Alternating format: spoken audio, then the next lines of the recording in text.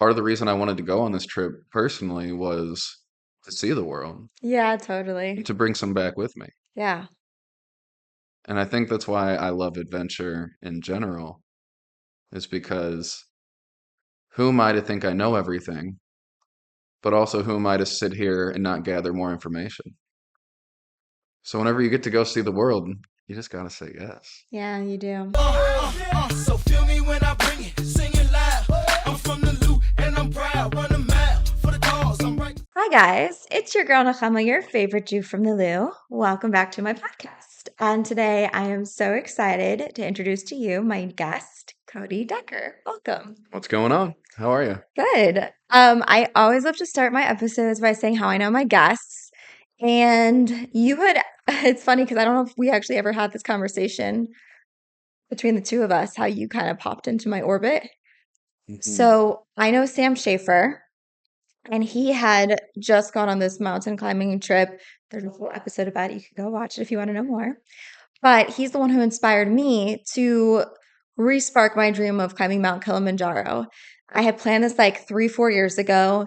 And for various reasons, both like money and the fact that it wasn't a Jewish organization, so they were climbing on like our Sabbath, made me just decide this wasn't the right time. And it just kind of ate at me because I had these like mountain bike, oh my gosh, these mountain boots that were in Hmm. my closet just like teasing me. And I'm the kind of person that when I make a commitment, I want to do it. And I didn't do it. It was just bothering me. And he re inspired me. And he also wanted me to meet Josh, who you work with.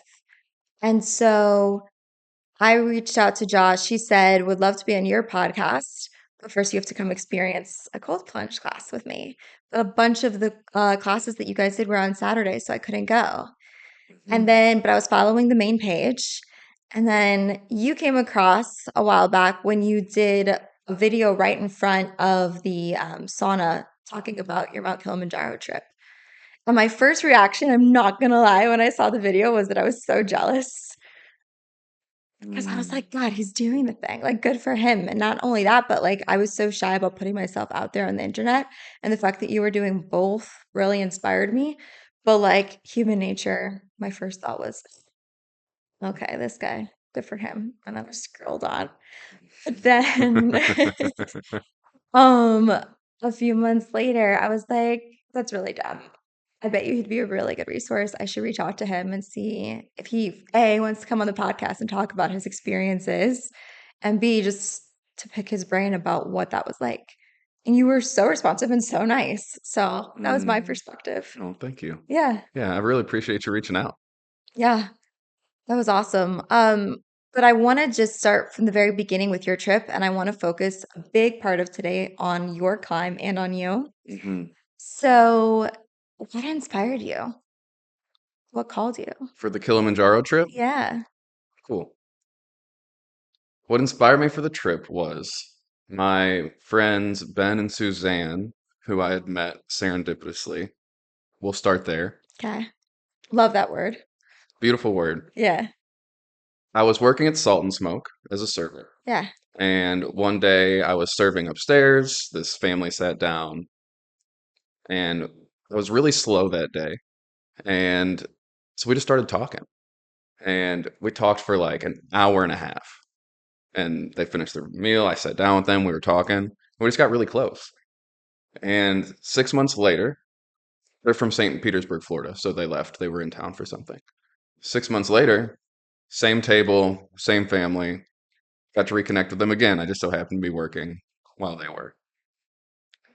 6 months later, I was driving in Tower Grove Park, and this car just pulled up right beside me at a stop sign on the wrong side of the road.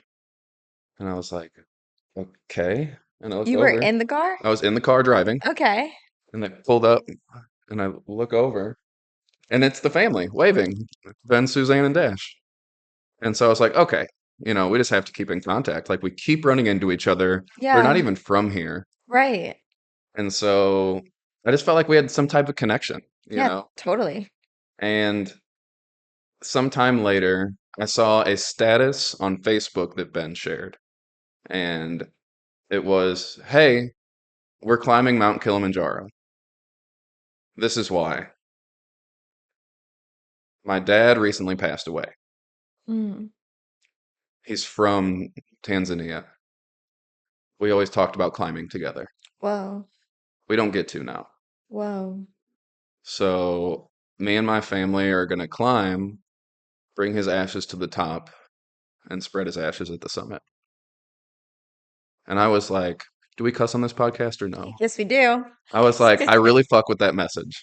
I really Yeah. loved that. I really Yeah. connected with that. More or less, it like you have a finite amount of time with your loved ones. Yeah. Act now. And so I shared the status. I was like, I really fuck with this. I love this message. Yeah. And So you were just doing it to support him. absolutely, Yeah. absolutely. Yeah. And his wife, Suzanne, reached out on the message and just said, come with us. Yes. I was like, oh shit. Don't you love those people? Yeah. Yeah. Yeah, they're great. And I didn't even consider it. So it was such a heavy financial task, like a insurmountable mountain in my mind that I couldn't climb because Totally. this is a bucket list idea. This isn't something I can do right now with where I'm at. Totally. And they're like, instead of that attitude, what if we just hopped on a Zoom call and talked about it? Okay. And we did. And more or less, they were like, this could be great for your breath work, for your personal brand, for your life story. You Yeah. want to do it anyway. And so I was like really jazzed and excited. And then the thing happens where you go to bed, you wake up, and you're like, oh, this is everything that could go wrong. And Mm-hmm. so I got in my head again and I was like, it was cool for a second. Can't do this. And I Mm. kept talking to people and I was like, I'm thinking about this trip. I don't know if I can do it. Just creating all those reasons that I can't do it. Yeah. So I looked at one of my friends and I told him the same thing I just told you. And he was just like, just say yes and figure out the back end later. Yeah. Hell yeah. That's so great. And I was like, he's right, you know? Yeah. And so after that, I called him back and I committed and found certain ways to fund the trip. And the video you saw was in front of the sauna, me saying my intention, why I'm going on the trip, and that I need help to Yeah. go on the trip. And so, yeah, that's really how it sparked. And I guess that's how you found me was that video and Sam and all that. Yeah. Because I was like the fact that you were going not just for like a bucket list, but also like that you were raising money for a charity. I was like, Hmm. wow, that's so much more impactful. Because the first group that I had found Hmm. was oh my goodness, let's see if I remember what the acronym stands for, but it was a women's trip and it's called the group organization is called WHOA. And I think it's like Women High on Adventure. Cool. And these are women all ages who travel the world and go to all these insane places. Like, for example, one of them is kayaking in Antarctica, which never would have been an idea in my mind. But now that I saw it, I'm like, I want to go so bad because, like, what a cool thing. I think it's like 20 grand or something. Whatever. Sounds like Antarctica. Yeah. But regardless, it's a luxury group. And so I always say that I'm like a princess. I'm not really an outdoorsy group. So I Hmm. like the concept of a few things about this group. A, it was all women because like the way I was raised, being so segregated from men, a certain part of me has been raised in a sense where you always need to be put together around men because you, or just in general, because you never know when you can meet your future husband. And so you need to be perfect. Mm. It's a lot of stress. Sounds like it. And it's also not really real because you need to be a real person and you're not always going to Exactly. be put together.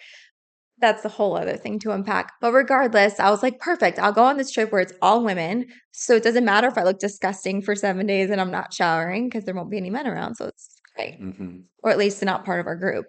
And also it was like luxury. So that really spoke to the princess in me, where I'm like, if I have to do this like outdoorsy thing, at least there's like all these accommodations that they do for us to make it as easy of a adventure as possible. But the group that I'm going with now, it's for charity and it's more impactful, more meaningful because now there's all these people who are donating towards my cause. And even if it's just $5, like I have a friend who like she's like, I wish I could do more, but I can only give you $5. But I know that that $5 is like in her world like $500 for where she's at financially. You know what I mean? Mhm. But she gave that money that she really needs for me because she believes in me. And now when I'm going on this trip, it's not just for me. It's for the charity. It's for all the people who believed in me. And that is so much more impactful. So I was very inspired by yours and jealous in a good way because you were doing something meaningful. And I think when jealousy isn't necessarily bad, Not at all. as long as you act on it in a positive way and you don't fester. But yeah, you definitely sparked something in me. I'm not gonna, Perfect. yeah, Yeah, and like the jealousy is probably just inspiration hiding underneath you not committing yet, 100%. Well right? said. And so as soon as you committed, it was like, yeah, this is Mm-hmm. cool Right. because and that charity piece is the only reason I was able to ask for help.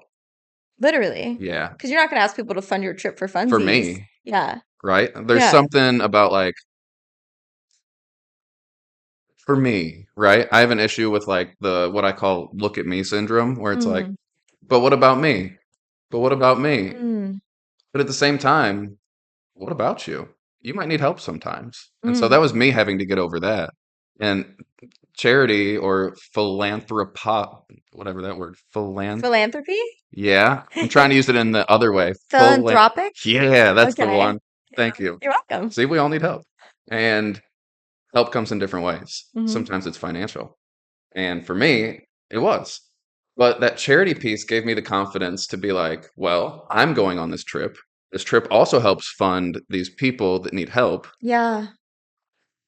It was so relaxing. Yeah. It was so, I just felt comfortable now because not only is it helping me, but it's helping someone else. And it's a Yeah. double whammy. Like, you get to help me support my dream. And then you get to help what I say on the video is the orphanage we wanted to fund. And we got clearance from them to donate and visit. And then the headmistress never responded. So what Mm. ended up happening to that is we donated the funds to something called AfriSauce, which is African storytelling. Okay. And it's a seminar where Ben and Suzanne's nonprofit Accelerate Change go into these places and teach African cultures how to tell their story in a way that more people will see them, Mhm. vibe with them, and get continued business, right? So some of these things are amazing. Like these communities need help, or they have beautiful, rich heritage, or any other slew of reasons. But because of the culture differences, sometimes these initiatives don't gain traction. And so their job is to elevate the platform, teach them how to get more attention, therefore more funding, more clients, and to get more outreach. Yeah. And our videographers were amazing. They were from Africa, Zanzibar and Arusha, Okay. Yeah. so Tanzania. Yeah. Nelson, Godfrey, Mhm. and Hans. Don't know Hans' last name, but he's the Zanzibar adventurer on Instagram. Phenomenal. They're Cool. both so talented. And they were both in the workshop. And so they got to practice what they learned and help us tell our story. And so there will be a documentary coming out about the climb No I went on. way.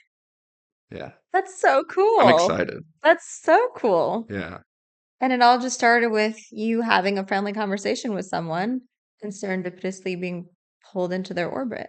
exactly. You were meant to go on this trip. They were hungry and I fed them, Mm, right? I didn't know I was going to summit one of the tallest mountains in the world with them. that's so crazy. I like got them water first. Yeah, I think about that a lot sometimes when you meet someone, how you met, everything that has to happen in order for you to like get into the same world. It's so wild. Mm-hmm. It's really cool. So tell me about your experience with training, because like we live in St. Louis, Missouri. I mean, there's some places where you can hike and get some elevation, but nowhere near the level of what people experience when they climb Mount Kilimanjaro. So, what did you do to prepare, What did I do to prepare? or lack thereof? We'll get there. What I did to prepare was one, it was 38 days out before I committed. So I only had 38 days to prepare for the trip. In and of itself, how wild is that? Yes. Two, most of my prep was finding ways to get there, finding equipment. I had friends donate equipment to me. Wow. I had friends donate money. I had strangers donate money. I had someone make a bag of coffee and put Kilimanjaro Climb for Cody on it and sell it. And it was so inspiring and fun to put a dream out there and then watch how everyone supports you once you're willing to say something vulnerable that you need help while you're Yeah. doing something good for the world and a dream for yourself. Yeah. So it's like this intersection of a dream I have that helps other people, and then they get to help you. I think humans are inherently kind. I agree. They want to see us happy. They want to see us succeed. And that's why things like GoFundMe are successful, is because someone's house gets blown up in a tornado. People come together and help them and rebuild. Yeah. And so people came together to help put me there. But for the preparation, I had trained for a powerlifting competition from October to December. So I was feeling very strong and in my body. But for the cardio piece, I did not train. Mm. I think I did Stairmaster one time, and then I was too busy with other things to train at all. It's hard because you're not dropping your whole life to train. Right. You're trying to all of a sudden fit training into your life, but also 38 days is, even if you did a killer cardio workout, Yeah. it's not enough time usually. And the two people that I know who also went earlier in January this year, Mm-hmm. they trained for 8 months Whoa. and they felt great. Oh, good. Yeah. Okay. So there's hope. Yeah. Yeah, there's hope. You got it. Okay. You got it. And there was one day, on day 3 or 4, it's called Barranco Wall. Mm-hmm. It's more or less just scrambling and rock climbing straight up for a couple hours. I felt great that day. So the training that I did strength-wise really helped then, but my cardiovascular endurance wasn't near what I would like it at. Side note, because I'm just curious about this in general, in the fitness world, I feel like people kind of find their niche of what they're, I don't know, obsessed with, intrigued by, what they want to dedicate themselves to. Hmm. And like, I always kind of, maybe I'm oversimplifying it, but I simplify it into almost like the holy trifecta. So you've got like your yogis and people who are really into mobility. Then you have people who are really into cardio and runners. And then you have like strength training, CrossFit, power lifters, all of that, right? Hmm. And I think everyone knows you need all three in order to really do well physically. But I feel like people tend to lean towards one and kind of just solely focus on that. And you're a personal trainer as well, right? Yeah. So we're going on a total tangent, but I am just curious since we brought it up, why is that? That like, especially with strength training, people tend to just stay in that lane. Mm. One can be personal preference. They Okay. enjoy. I really enjoy powerlifting and strength building. Mm-hmm. I also enjoy functional movements. Yoga can be considered functional. I think it has to do with personality. Okay. For powerlifting, they want to be strong, they want to go, they want to lift shit up. For yoga, they're more peaceful and they want to get in tune with themselves and they want to get bendy and flowy. Yeah. And cardio people, that's a beast I haven't cracked yet. Mm-hmm. They just go and go and go and go and go. It's so impressive. Yeah. There's a TikTok that I saw recently where it was like, if you have a friend in their 30s or 40s who's recently started running, please check on them and their mental health. Yeah. Because I'm on like runners TikTok right now, and it basically talks about how it's like, oh yeah, it started off as a cute little 5K, and now I'm training for a marathon, Hmm. which is insane because I think the shortest marathon is like 4.5 hours or something like that. Yeah. The shortest marathon, 4.5 hours. Well, I think someone just did it in under 2. Oh, well, that's great. It's terrifying. Yeah. It 'Cause really once is. you do that, then you unlock the door for everyone else to be like, how do I get better faster? I love that. Like the 4-minute mile. Yeah. It's now under 4 minutes, and now we never thought we could do it, and now tons and tons of people have done it. Yeah. You just need one person to unlock that, Exactly. which I kind of feel like is what's happening back to Mount Kilimanjaro full circle Yeah. because I mean, climbing a mountain seems like something in theory that adventurous people do. People who've dedicated their lives to this sort of sport. It doesn't seem like something that the average person can and should and would do, especially like you said, just for the financial reason alone. Even just the plane ticket to get over there can be a huge hindrance, let alone paying to go on the trip up the mountain. But I feel like maybe it's just because I'm looking about Mount Kilimanjaro, but it seems like everyone's climbing Mount Kilimanjaro now, doesn't it? Yeah, that's the thing. Whenever you start to do something, Hmm. it's the when you buy a new car. All of a sudden you see 500 of this new car that you've never noticed once in your life. Right. It's because it's in your awareness. And something about that that's really beautiful is energy flows where attention goes, something like that, Yeah. that phrase. And so when something's on your mind, you're going to notice it way more. Right. Because it's a reticular activating system or something like that.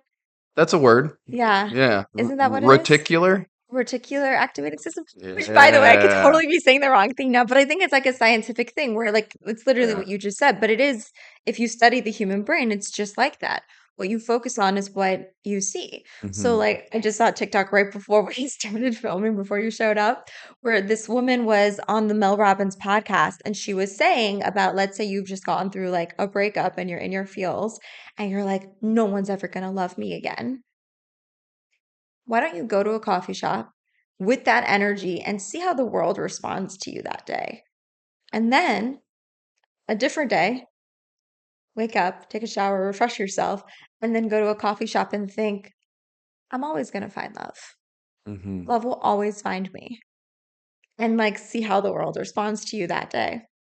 Hmm. It's like what you focus on, same situation. It's just your perception can change everything. Yeah. Yeah. What you focus on will find you. Yeah. So, training wise, you felt strength wise, you were good for it. It felt great. But cardio wise, that's where it got you. So how long, because I know there's different days in terms of how long the trail can be. Was it 5 or 7 days or We longer? we did 7. 7? Okay. Was there any rest days specifically just to rest that? No. Oh no. No? Okay. No. We moved every day. Some days were shorter. Okay. Some days were 10 plus hours. Mm-hmm. I think the first 2 days were anywhere between 3 and 4 hours of hiking. Third day took a long time. Mm-hmm. One of the days was, I think we did 10 hours. And then summit days, obviously the most challenging. Okay, so on the 10-hour days, it's going through your head. What was going through my head was I was absolutely exhausted Mm-hmm. because one, Vivo Barefoot generously gave me a pair of boots to wear for the climb. Right. So with barefoot shoes and zero drop, you get a little more activation in the foot because your heel's not raised. Mm-hmm. And so my calves were angry. Mm-hmm. You know, the you have a little more activation, so you're using more of the calf, more of the foot muscles. Mm-hmm. So on that really first long day, I was super sore, Mm-hmm. but I signed up for that. I really support that brand and their mission. It's something like reconnecting people with nature, Yeah. right? Because you can feel the ground beneath your feet. I could feel all the rocks, and I love that. Part of the reason I wanted to go on this trip personally was to see the world, Yeah, and totally. to bring some back with me. Yeah. And I think that's why I love adventure in general, is because who am I to think I know everything, but also who am I to sit here and not gather more information? So whenever you get to go see the world, you just got to say yes. Yeah, you do. And we can take a small tangent. Something else that inspired me for the trip was my mom's mom loved to travel, but she never got to because my grandpa was super cheap, Mm, right? So there was one day when she told me, she's like, Cody, I always wanted to see the world, and I never went. mm, I'm 81 now. My hips mm. are bad, my knees are bad, I can barely walk, and my time, for travel is over. I can't do it. So if you ever get the chance to go on an adventure, just go. I was already a traveler before she told me that, but Okay. that just really like activated the gene, right? And so I brought this bracelet up with me that I found in her dresser when she passed. And so she got to climb the mountain too. Oh, I love that. So it's like a reminder for you. I'm actually not wearing it right now. It's in my purse somewhere. Uh-huh. But my typically every day I wear a ring from my great grandmother who I was named after. Hmm. And there's a tradition in our family that when you turn 16, you get your first real ring. And so my family couldn't afford it. I was like, it's fine. When I get engaged, I'll get a real ring. But my grandmother was like, I have something for you. And it was the ring from the grandmother who I was, my great grandmother who I was named after. And it fit me, which I thought was so cool. And Hmm. whenever I look at it, like in our family, we always talk about like the Waldman women, because that was like our family name. Waldman? Waldman. Hmm. So like the Waldman women are like tough, independent, feisty, fiery, super smart. Like the men, they're okay. But like the women in our family, top notch. And so it's always like the Waldman women. Like anytime I ever did anything like growing up that was like praiseworthy, my grandmother would be like, well, it's my genes. It's because you're a Waldman. And so wearing that ring is always like that reminder to me to be that woman, to be strong. Mm. And that, like, I feel like when you have legacy, especially when you wear something physical, it strengthens you when maybe you're not strong enough for yourself. Hmm. And Absolutely. that's why what is that quote where they say where it's like if you want to go fast, go alone, but if you want to go far, go together. Yep. Did I say it Yeah, correctly? and that's actually an African proverb. Really? Yep. How perfect. Full circle. It's all Exactly. connecting. Exactly. Yeah. It's beautiful. And that's the only way I got up the mountain. Yeah. I just told the story yesterday. Okay. Ready for it? So on summit night, I was really, really struggling. Mhm. And for summit night, it's for us, we were 4.5, 5 days in. We go to sleep during the afternoon because for summit day, you have to go in the middle of the night. So you have time to go up and then time to come back down. So we woke up at 10 p.m., had breakfast, got all our gear ready for the climb, Mhm. start the hike. Wait, hold on, pause. My brain's like hearing you, but I'm also questioning you. Um, Hmm. you woke up at 10 p.m. Woke up at 10 So p.m. what time did you go to sleep? 4, 5. Was it hard to sleep? Yeah, none of us really slept that much. Yeah, I because think I got you're an hour or two. because the adrenaline, I'm sure. Exactly. And Yeah. it's the middle of the day. It's still bright out. Everyone's talking at camp. Yeah. Okay. Okay. Yeah. But you heard me right. Waking up at 10 p.m. Okay. We had breakfast at 10:30 p.m. Okay. Got our gear ready, and I think we left at 11:50. Okay. And it was beautiful. How cold was it? At that point in time, 20, Oh, okay. 25. Oh my God. Okay. Yeah. 25 degrees Fahrenheit. And so we're hiking. We have our headlamps on because it's the middle of the night. Hmm. And we're going, and we get to the first main uphill. And what's so cool is because it's night and you're not on the mountain alone, it's not a solo event.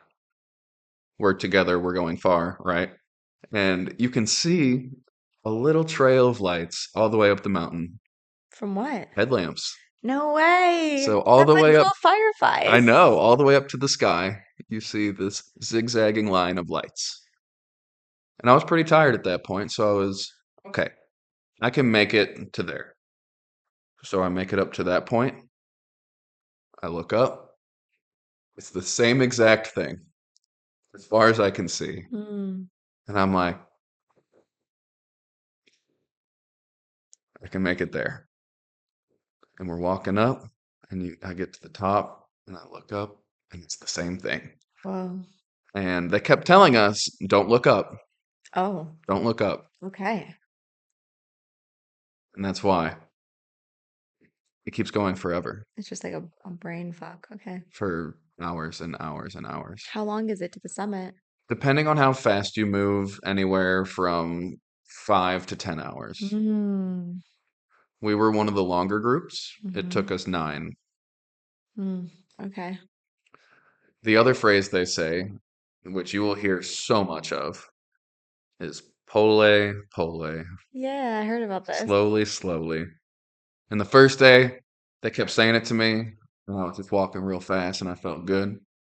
And then the second day, they didn't have to tell me very much. I was slowing down. Hmm. The air gets thinner every day. There's less oxygen. And to put it in perspective, right now in St. Louis, we're at like 350, 400 feet above sea level.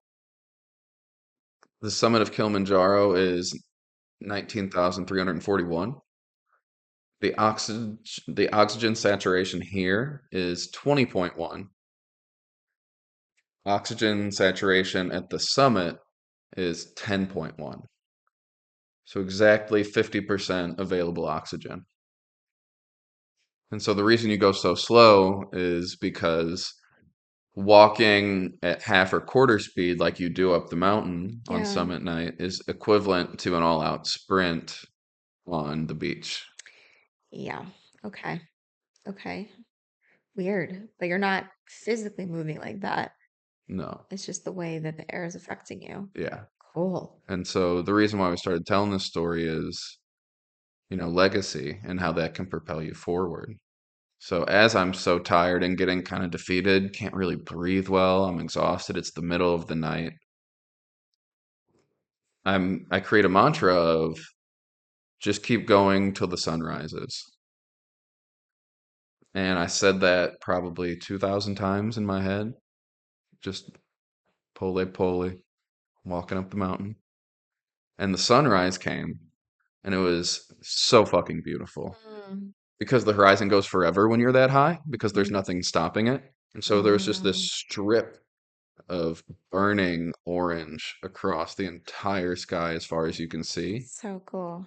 And then the sun just peeped up right behind it, and the whole thing lit up.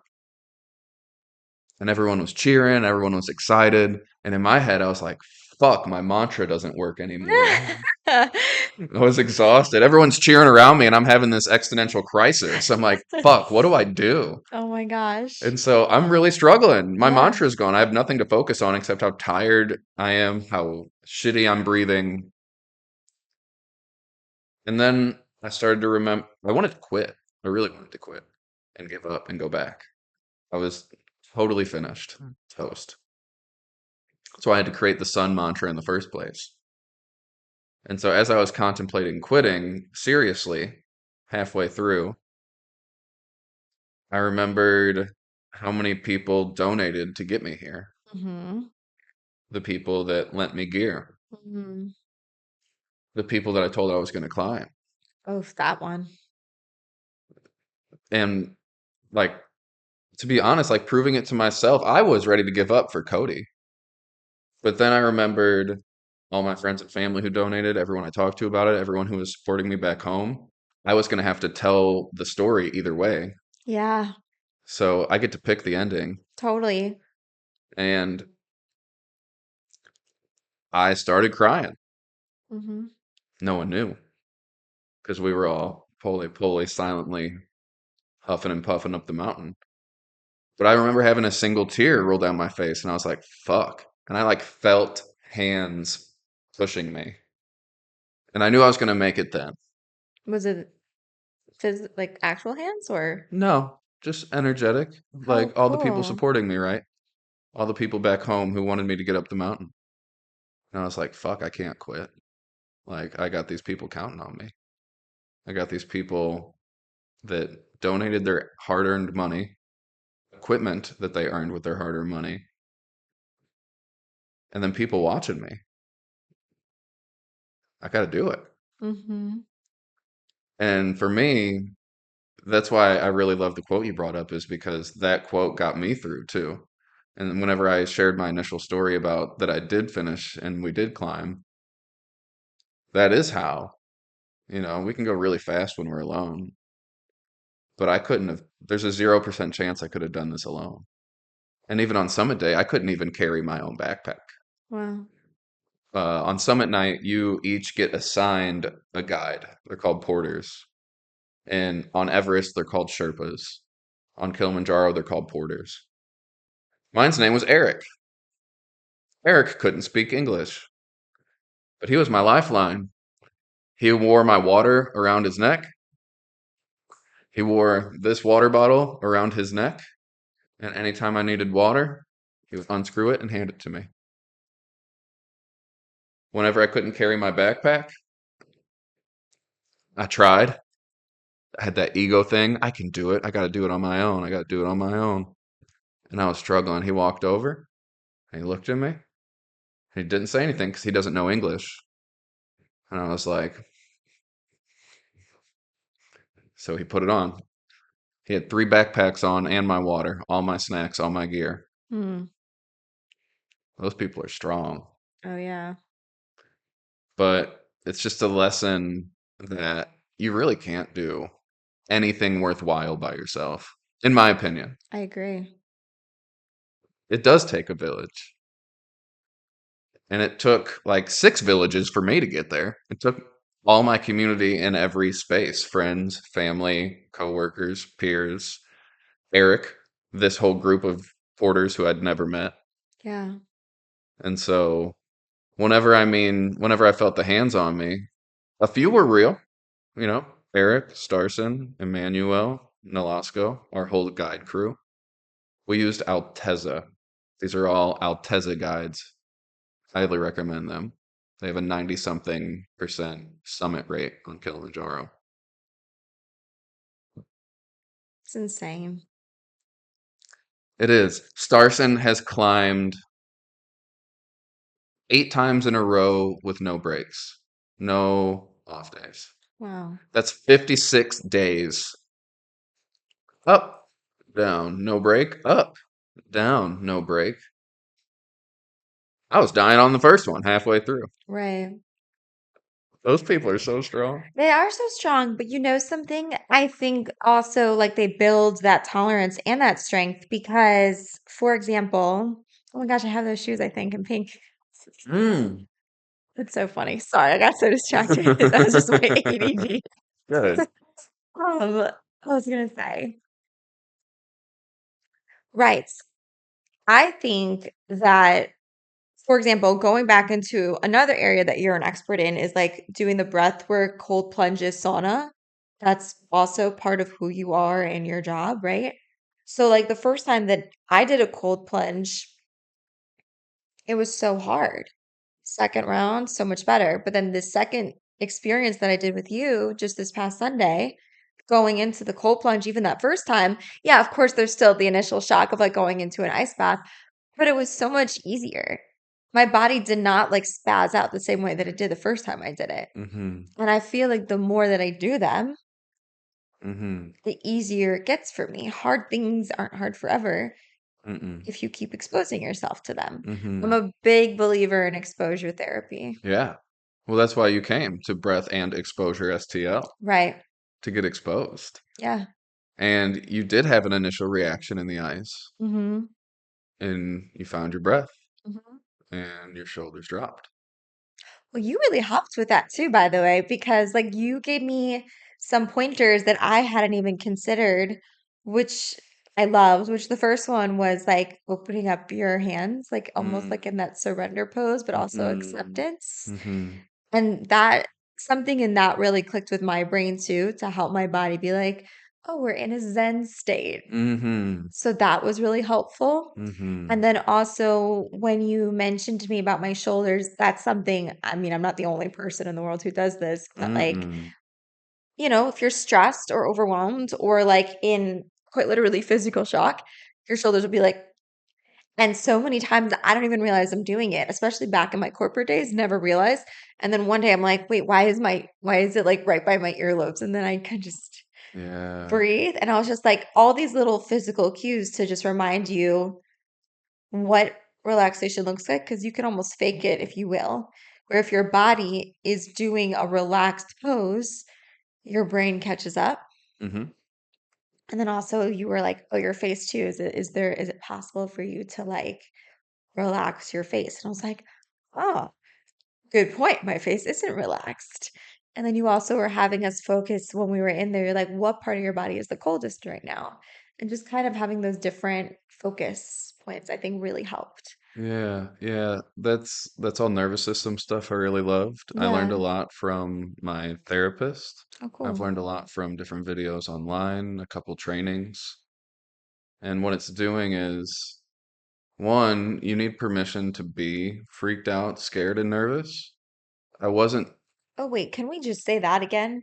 Because that's such a powerful line. yeah, and the way that I really love to phrase it is Kyle Cease has an affirmation that says, I'm allowed to feel blank in my body.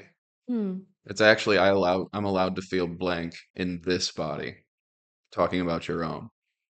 And something that I consider a red flag is whenever someone says something like this. And this, most people don't know that this is a red flag. It's just one of my personal ones. When someone says, I'm feeling really scared and nervous right now, and someone goes, Oh, don't be scared. It seems comforting. Mm-hmm. We all know people who do it. We might be the one who done it. I've done it. But what you're actually saying is, your feelings aren't valid. Mm. Just feel different. It's really interesting. So whenever I tell someone I'm having a bad day or I'm feeling sad or I'm feeling mad, and they say, Don't feel mad, I immediately know that they can't handle all of me. Mm. They don't have space for me. Mm. It might not be malicious. It might not mean that they're a bad person, but it is an indicator that they don't have space for whatever emotion you just offered. So part of my job at Breath and Exposure is to have space for however you're going to react, whether you cuss me out, whether you start crying, whether you start hooping and hollering, whether you start doing the, the shiver thing, right? Yeah. I'm not going to react. I'm going to look at you because mirror neurons say you're going to start to take on the more dominant nervous system in the room is going to be the one that is contagious that everyone latches onto. So what I'm going to do is anchor into the ground and the earth while you guys have whatever reaction you want to have. And like I just mentioned, people have cussed me out jokingly, right? Fuck you, why am I doing this? Some people just shake. Mm-hmm. A lot of people, like you mentioned, grab the tub. Mm-hmm. And to me, that signals they need some control because they're in a scary, intense, stressful environment. Mm-hmm. Well, we could get through the ice bath like that. I think a lot of sports teams have people do that when you're in high school. Just get through it. You got it. Come on, push through. I think it's the worst attitude you can have for an ice bath because it's just intense, push through, blah, blah. It's not actually allowing yourself to feel the sensation, have a nervous system turnover, and be able to find your strength in the moment. And so, whenever you said I flipped my hand up and I felt more relaxed, acceptance, surrendered, that's why I do that. Is because no matter how hard you grab the tub, the water's not heating up. Mm-hmm. So, you might as well try to find a way to relax and get comfortable. Yeah. And it seemed to have worked a little bit with you. And the face cue, I just made up 2 or 3 weeks ago. Oh, no way. Yeah, I was watching someone. It seemed like he was doing okay, but all the movement was in his face. He was in a lot of pain. He kept Yeah. doing this. And I was like, Sir, what if for the last 30 seconds you didn't move your face at all? And you and him did it like this. Mm-hmm. And both of you reported, wow, that was strangely relaxing. Effective. Have you ever watched Daddy Daycare? No. Really? Daddy Daycare? Daddy Daycare. That's a movie. Yeah. Okay, I'm so It's with Eddie not caught up. Murphy. Yeah, keep going. It's an old movie. It's like early 2000s. Hmm. I can't believe you haven't watched it. I haven't seen so many movies. I didn't see the Titanic until last year. Okay. Okay. Yeah, just to give some background. All right. Well, just a little quick summary for you, and I guess anyone who hasn't seen Daddy Daycare. Hmm. This guy worked this corporate job and had all the stressful feels, right? And then he ends up just kind of losing it and quits his job and ends up opening a daycare. And this was definitely at a time when men running this sort of a female type job was definitely looked down upon. So Yeah. hence Daddy Daycare. And Yeah. it's just really funny. And there's a lot of twists and turns that come in that movie. But there's this one scene where there's like this rich mom and her son really imitates his like father's behavior, and his father's like just a total douche. And Hmm. then he basically he was like making this face where he's just like mad and it's festering on his face. And his mom, who's clearly had a lot of Botox and like plastic surgery, she's like, "Do you want to end up like your father?" She's like, "Relax the face, Crispin. Ease the face. Relax the face." And then you could see this little boy, he's like 4 or 5, and he's just like relaxing his face. He's all calm and at ease. And then he goes and he kicks the guy in the shins with a calm face. I love that. But that's literally what this reminded me of, where it's like my mom has been doing this to me since I was a little kid. Like anytime I start getting, and I think that's why it worked so well on me, was because anytime I would start getting like all feisty with her and sassy, she'd be like, "Relax the face, Crispin. Relax the face. Ease the face." So I love that. yeah, That's a great cue. We even at the hope. gym, I've done that. Really? Yeah, well, this might just be me being bougie on a budget and never gonna pay for Botox. So, like, at the gym, obviously, you make faces, right? Hmm. Especially, like, if you're really focusing, like, there's, like, the lines and stuff. So, like, I'll catch myself if I see my reflection, just be like, just trying to breathe through it, like, relaxing my face. Hmm. So I think all of that adds up to why, for me personally, that cue was so powerful. That's great to hear as a practitioner.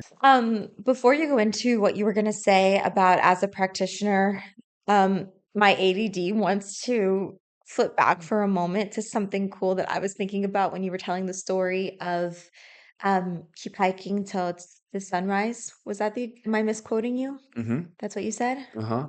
Yeah. So, fun fact about Judaism is that in the Hebrew calendar and just the way the Hebrew days go, the day begins the night before at sundown. So our day doesn't begin at sunrise. And so, for example, our Sabbath, that's why it begins Friday night and Mm. goes into Saturday and ends an hour after sundown. Mm. And a beautiful reason why that is the case is to remind us that no matter what circumstances you were born into that were out of your control, no matter how dark it may seem, the sun will always rise again. Mm. That's really interesting. I've never heard that. So the Judaism day begins at sunset. Correct. So, like for example, I had told you at the cold plunge this past Sunday that I have two birthdays.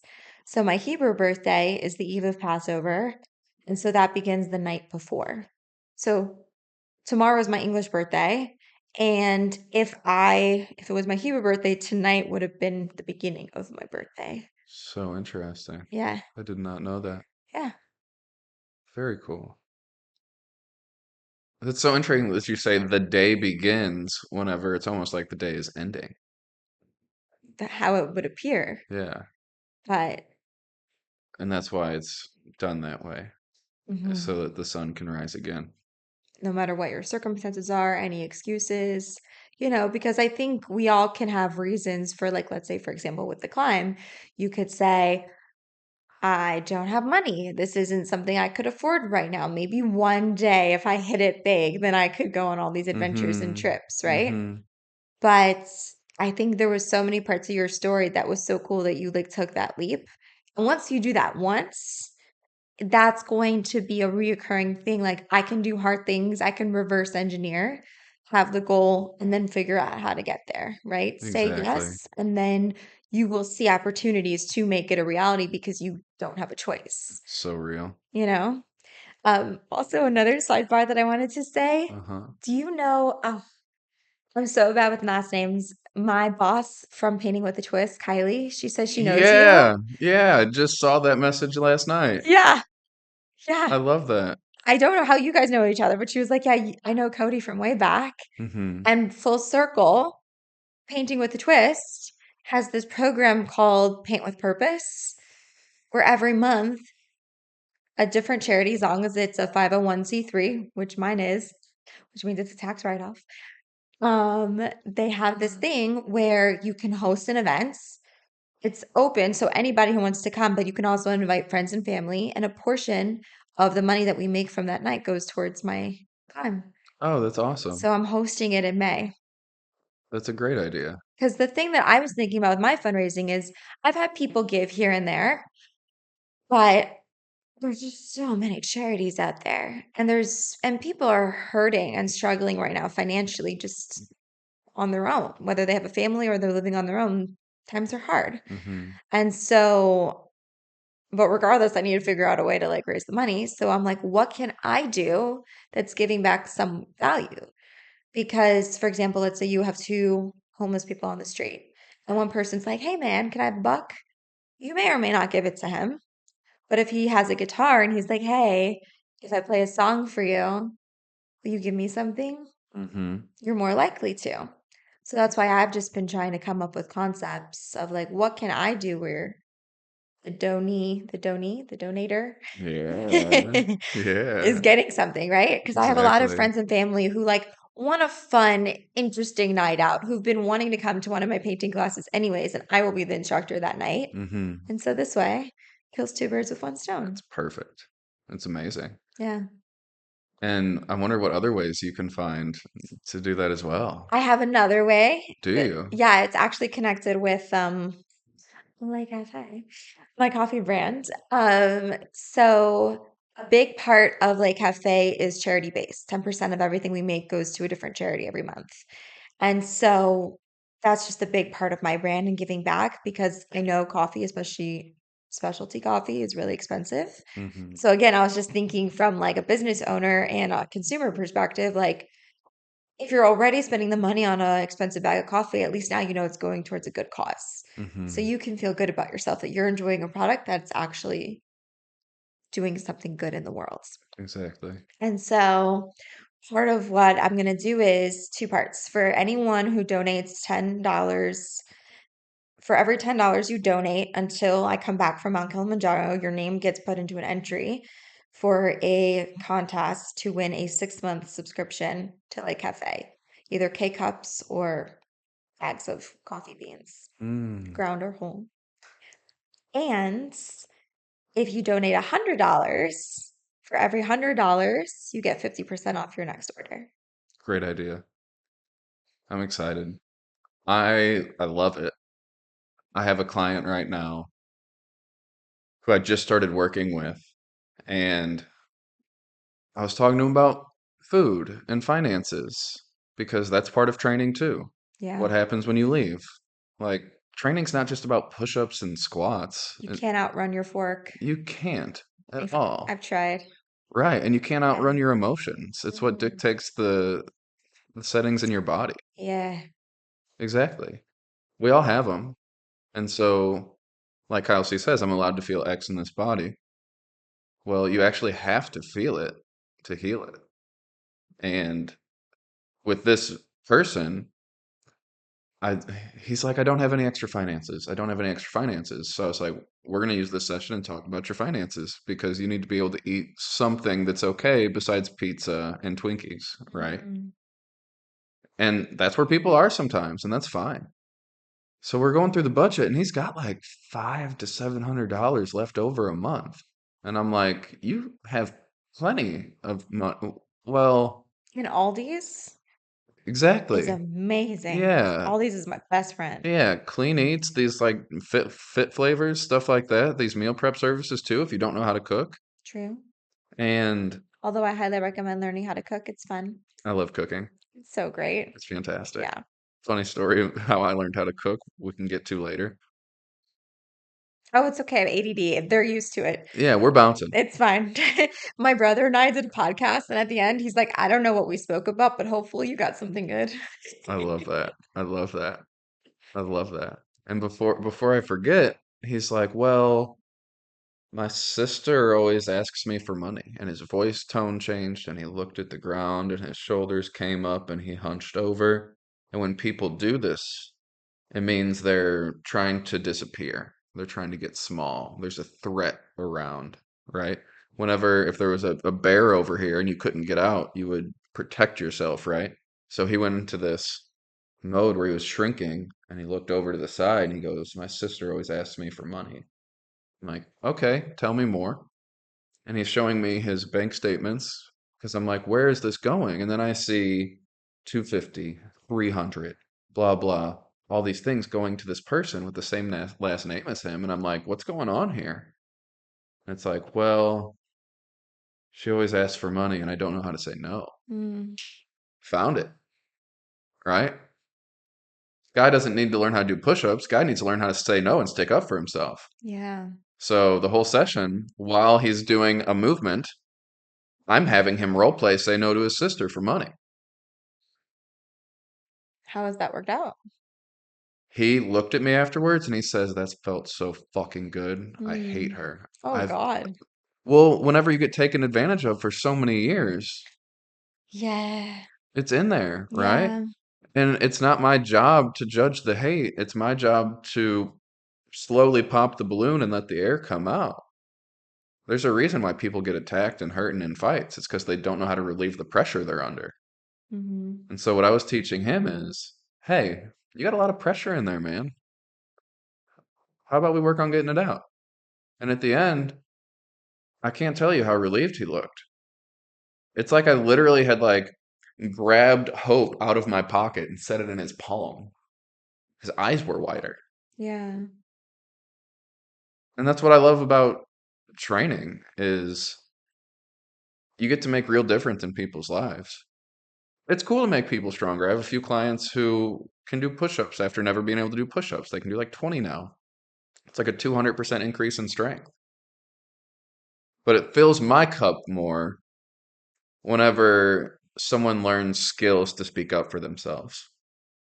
Had another client, nurse for 30 years, had never taken a lunch break.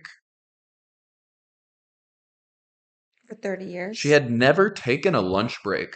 I've heard that's very hard for nurses, though, to be fair. It is. It is. They're on high demand. They work 12-hour shifts. They got Yeah. people sick and dying around them. Yeah, I met a nurse recently who doesn't like cold food because for however many years she was a nurse, she never had the opportunity, like her food would get cold. Yep. And so now she can't stand any kind of cold food. Hmm. And she was telling me every other nurse takes lunch. And then they just say, "Hey, can you watch this patient for 30 minutes while I take Mm. my lunch?" And everyone does that but her. Mm. She's never advocated for herself. And so, again, underneath that people pleaser, I found a lot of anger. And she's like, really angry. And I got her to, we practiced, we role played, asking somebody, "Hey, can you watch these two patients? This is what you need to do. I need to take lunch." And so, whenever she practiced, she said, "I'd really like to have lunch." And I was like, "Nope, I need to eat lunch. This is what I need. It's not a want. You need to eat." And she texted me and she's like, "My husband said he's proud of me for the first time in X amount of years. He says, I don't even know who I'm married to. You're so confident. This is so fun." I love it. Yeah. It's great. You really get to change people sometimes.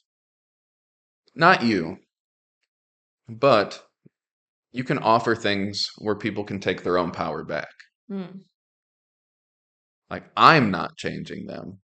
They're already in there. Well, you're offering them as perspective, Yeah. right? Because you objectively are looking at a situation that they're very emotionally entangled in and are sweet and soft and people pleasers. And that comes from having a good heart. It's not a bad characteristic. Exactly.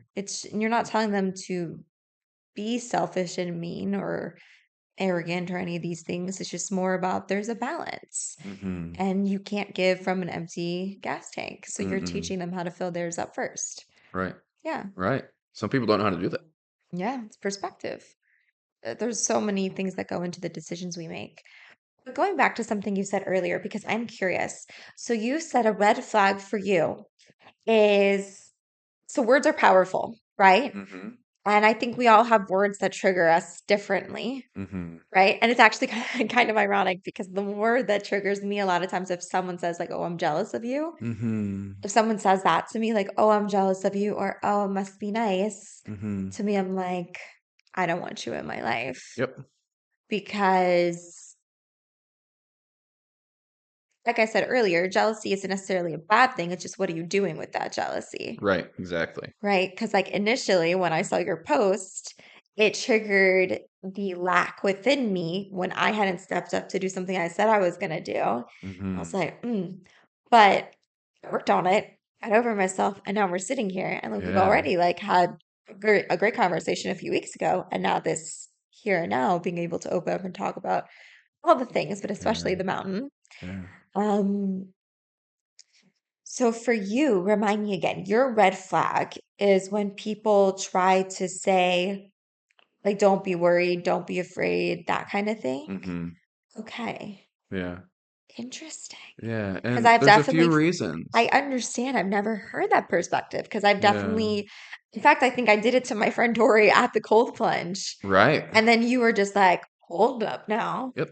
And I stepped back because it was your class, and I was like, Exactly. I don't know why he's doing what he's doing, but I trust that he knows what he's doing. So I'm Exactly. gonna let him do his thing. Wonderful intentions. Yeah, Wonderful intentions. That's yeah, why I wasn't mad at all. right. And then You're just aware of how it's being received. exactly. And then Dory did the same thing to one of your guys' friends. Right, And I was like, hey, please, right. But I step back. appreciated how like you were able to de-escalate the situation, if that's Uh-huh. the right word, Uh-huh. but then at the same time explain why to Exactly. her in the moment. Yes. Yes. And be like, here's why I'm doing this because tone and all these things is like affecting you. So I thought that was really cool that you And could at least explain it. You're not just like, whoa, hey, back off. exactly. Yeah. And the reason why I love to explain is because when I was a kid, I used to get this answer when I would ask a question because I said so. Yeah. First off, fuck off.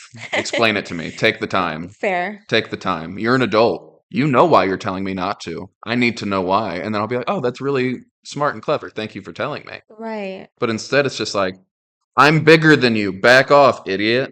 And that's how it Mhm. feels when you're a kid. Because I said so, submit. It's not a good way to parent, in my Mm, opinion. It's not an effective way to parent. Well, it's super effective if you want to lead by fear and have your kids scared of you. yeah. Fear has a place. You should be scared to jump off a cliff. Right. You know, you should be scared to like go rob a store or something. Run in a busy street. But like being scared of the person who you're supposed to confide in, who cares for you, who tends to you, Mm, maybe not very effective, in my opinion. In my opinion, I remember exactly what it was like to be a child.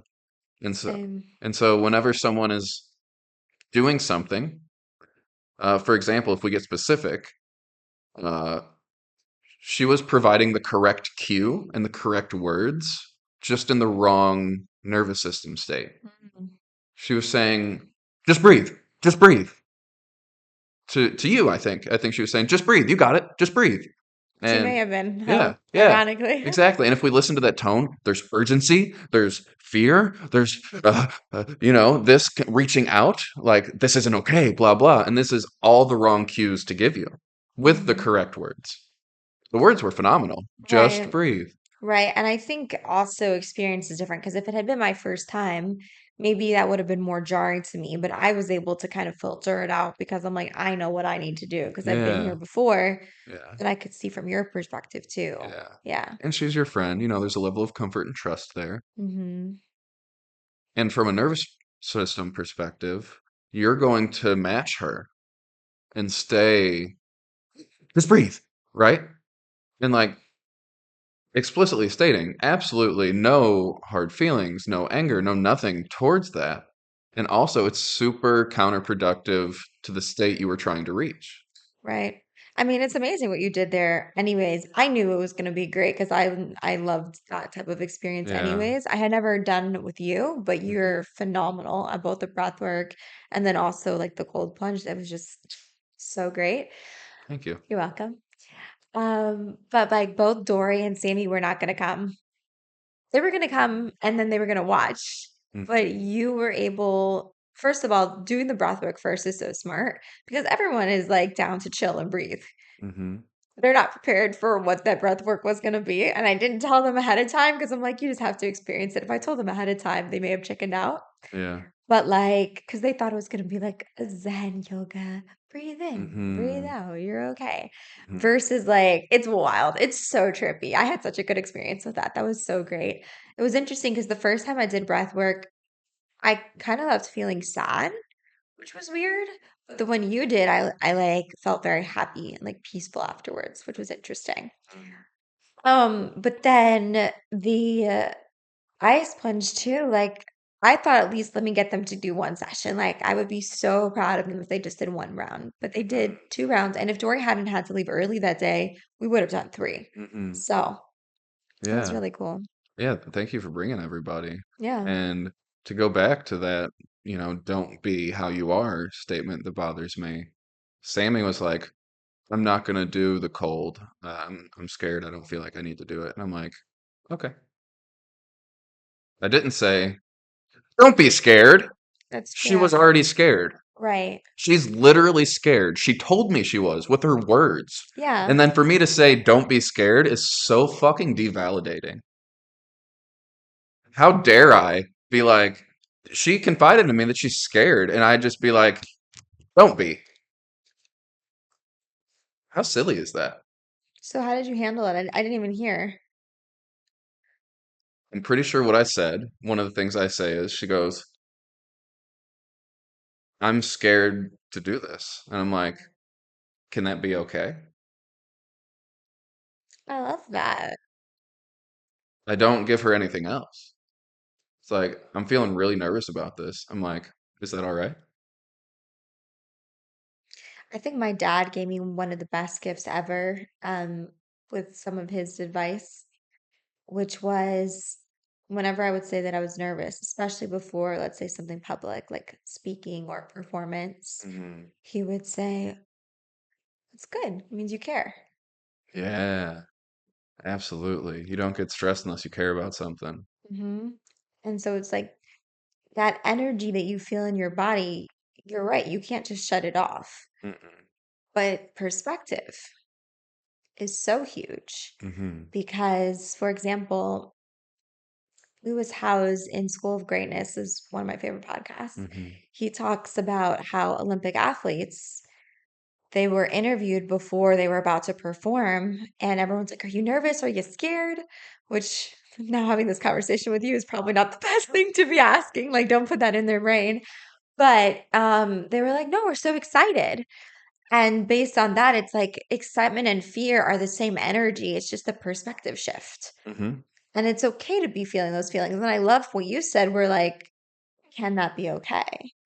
Hmm. Like, it's okay to feel that energy. So Right. combining the two, It you is. know? And I do my best to not tell them it's okay. Right, I make sure they want to answer the question, right. right? She's like, I'm scared. I'm like, I'm not, I didn't say. Sometimes, I guess sometimes I do. Sometimes I'm like, that's okay. Like, you can be scared and still do the thing. Yeah. I think I find more benefit in the question of, is that okay? I have a really deep question to ask you, Let's and it's go. like a lot to put on you, but I'm just curious. Yeah. So, for those of you who don't know, I have mentioned it before. My dad has dementia. I have a whole episode where I go on about it. It's called Daddy Issues. It's not about what you think it is. Nice. So the daddy issues one is so my dad got diagnosed when I was 23. Hmm. Super young to deal with a dad having dementia. Hmm. And most people, if they're dealing with that, they're usually in their 40s or older, right? So, a friend of mine from work, Sharon, she's in her 40s and her dad has dementia as well. And so we sat down and we talked about our experiences from both perspectives, currently dealing with dads with dementia. So Hmm. that's what daddy issues is about. It's not what you think. Mm. Um, I guess it kind of is, but whatever. Mm-hmm. But my question is, my dad has dementia, and we say he has the good dementia because he has normally they get really aggressive and angry, but my dad has this disposition of like a very sweet 6-year-old, Hmm. where it's like even when he's in pain or they're giving him like different treatments or giving him different shots, he'll be like, "Ouch, thank you so much." Interesting. Yeah. That would be an easier dementia to deal with. Yeah, he's just like super sweet. Like whatever masculine thing that he had in his brain, because he was very stoic. I knew he loved me, but his way of showing love was by working hard and providing. Old Hmm. school dad. But when he got dementia, all of a sudden he became very like wanting to hug me, wanting to kiss with me, wanting to like dance around the house with me. Like whenever he sees me and my mom, he'll just start crying and be like, I love you so much. If me and my mom are ever singing, he'll just like start bursting out crying. And Hmm. so it's like, he's just very expressive. My mom says that dementia saved their marriage. Hmm. And I had a friend who was like, no, him having dementia, you're basically meeting your dad before he had to build up any walls of trauma that he's been. Like you're meeting the untraumatized version of your dad, like the sweet Hmm. 6-year-old version of your dad, Hmm. which is kind of wild Yeah. to think about, right? Because we are who we are inside. There's that inner child, but we build these layers based on our experiences. And sometimes they're protective and it's not really a real presentation of who we are. So to get to my question, a lot of times when I do go to visit my dad, all of a sudden he'll be like, I'm scared, I'm scared. And I always say, don't be scared. Yeah. And so I'm wondering, he's going to forget. He's going to keep saying, I'm scared, I'm scared. And Uh-huh. sometimes we'll ask him, what are you scared of? And he says, the unknown. Yeah. And to be fair, fair. Yeah. He's not dumb, he's aware. You Right. know, just because he has dementia doesn't mean he's completely unaware. Hmm. He's getting older, he's close to death. Hmm. A lot of times he's in hospitals, he's not at home. So, what would you tell someone in that situation? If they said, I'm scared, Hmm. tell me more. And then if he says of the unknown, Tell me more. What does that mean? okay, so just keep asking questions How and let them curious can you talk. be? Ah, I like that. Yeah. Okay. What is he scared of? What does it feel like in his body to be scared? How much can you understand him, right? Like the goal, it's just the intention of the conversation.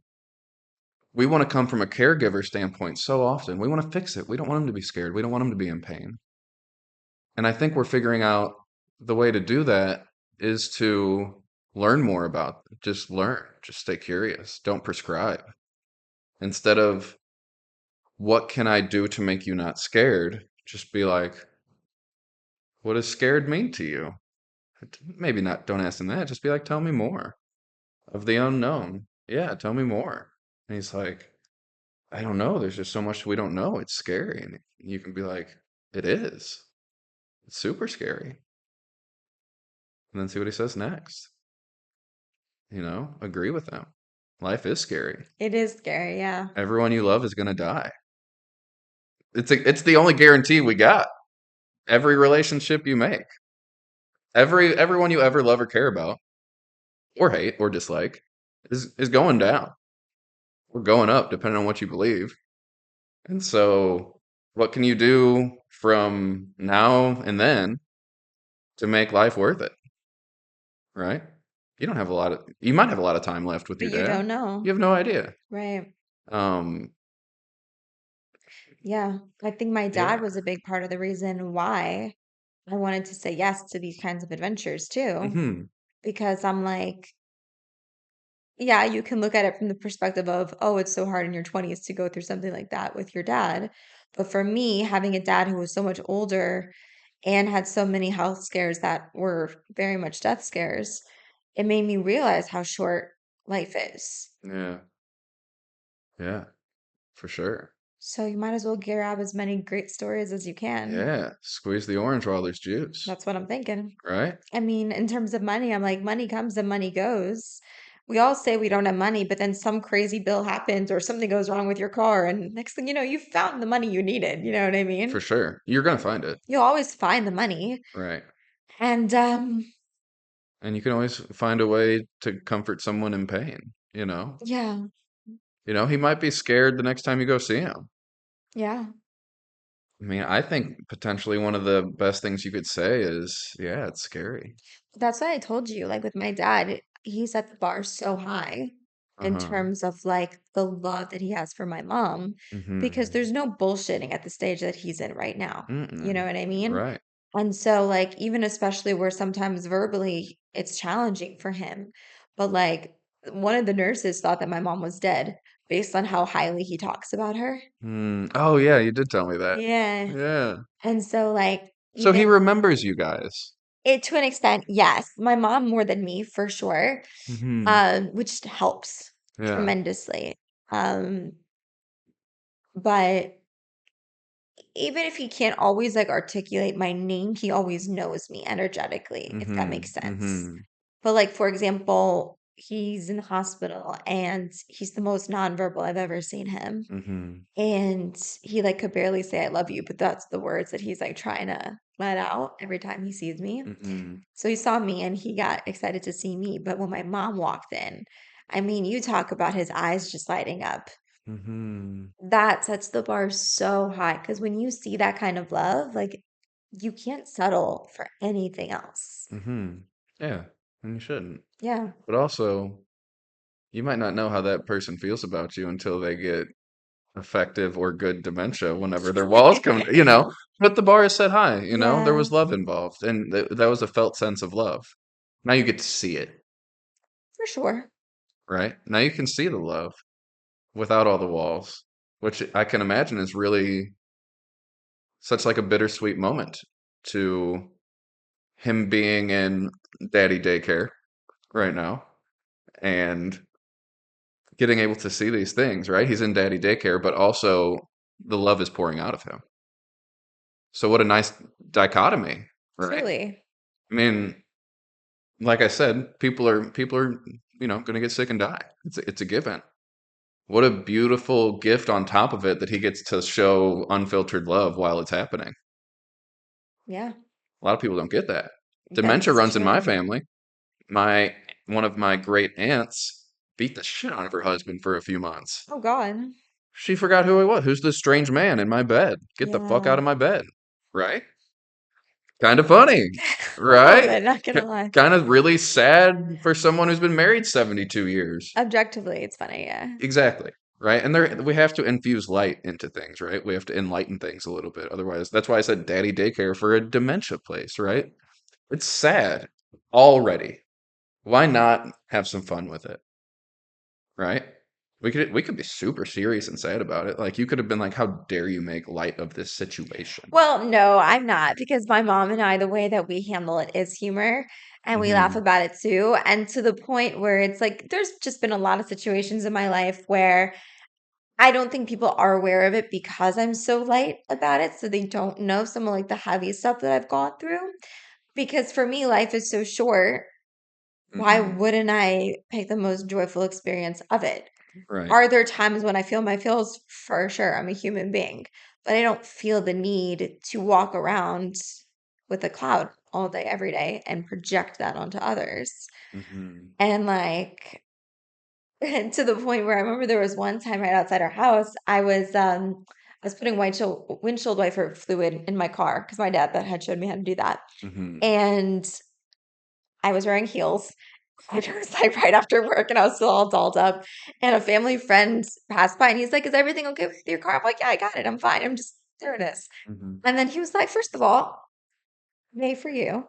And then he said, also, like, "Oh my gosh, I've been thinking about you and your mom. Like, how are you with everything that you're going through?" And I was like, "What are you talking about?"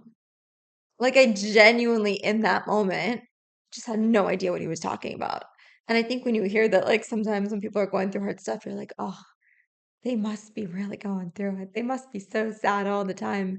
I'm like, "Yeah, it's hard."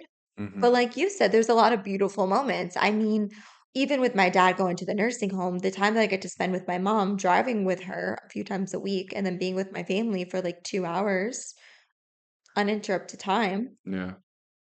It sounds messed up, but if my dad were healthy and working, and my mom was working and I was working, do you think any of us would be spending all this time together? We wouldn't. And I think the finiteness of everything is what makes it sweet, right? Hmm.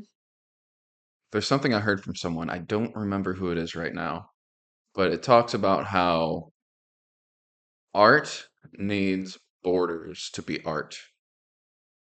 A song needs to start and end. A picture is contained within a frame, meaning you can be as creative as you want inside of this. But once you finish, it's done, right? Well, what if the song went on forever? We'd never finish the song, right? If the relationship wasn't finite, oh, it's fine, I'll see you later. But whenever you include the fact of, I might not see you later ever again, it brings a type of pressure and motivation to be there with your people. Totally. Even Yeah. like my grandfather, the year before he died, I had a super vivid dream that he was gonna die. And this is before he even got sick. And I never since I had that dream, like I always made sure to give him a hug and a kiss every time I saw him. And I did that every time for that whole year. And like 6 months after I had that dream is when he got sick. So it was just like, you're right. Mm. The magic of the mic, I tell you, it just goes in a totally different direction. Wasn't planning on going on that tangent, but it was meant to be. Hmm. It was a good conversation for me, but I'm also sure that someone who's listening, it's going to resonate with them and they needed to hear it. But yeah, it's so funny because I was like, we're going to make this all about the mountain and all about the climb, and that's what this conversation is going to be about. But I don't know. I think it's so awesome that you did it. And I don't, now that you're post the climb, I wanted to ask you a question because this is my perspective as well, where it's like mountains are like the biggest analogy used for everything in life. And so now that you've actually climbed a mountain and you understand what that means and what that entails, and you could have a podcast of your own from today till tomorrow talking about all your experiences, and you'll still never be able to completely explain to people what you went through and what that experience was.